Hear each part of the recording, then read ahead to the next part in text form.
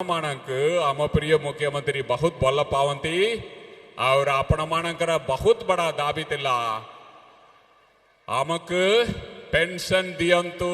60 वर्ष पर मिशन शक्ति मां मानक पेंशन दियंतु आपण माने मांगितिले ना मांगितिले आम प्रिय मुख्यमंत्री गतकाली मैनिफेस्टो रे रखुछन मिशन शक्ति मां माने पेंशन पाइबे 60 वर्ष पर पेंशन पाइबे एवं 90% ओडिशावासी तांकर इलेक्ट्रिक बिल जुलाई मासरु दब्बाकु पड़िबो नहीं जुलाई मासरु इलेक्ट्रिक बिल दब्बाकु पड़िबो नहीं एटा नवीन सरकार नवीन इंजिन सेपटक डबल इंजिन टा देखोन एलपीजी दरो एलपीजी दर सिलिंडर दर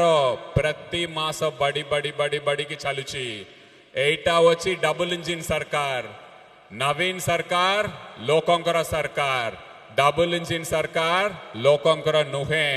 से मने कोइतिले आमे रोजगार दबु रोजगार देले की से मने कोइले दरदाम कम करिबु कल्ले की डीजल दाम कम कल्ले की पेट्रोल दाम कम कलेगी मां मने कहतु एलपीजी सिलिंडर टंका कम कलेगी आम प्रिय मुख्यमंत्री सबुले आपण पचरे ठिया होइछन आपण सुख दुख रे सामिल होइछन आपणकर मुहरे हस पटेले से खुशी हुअन।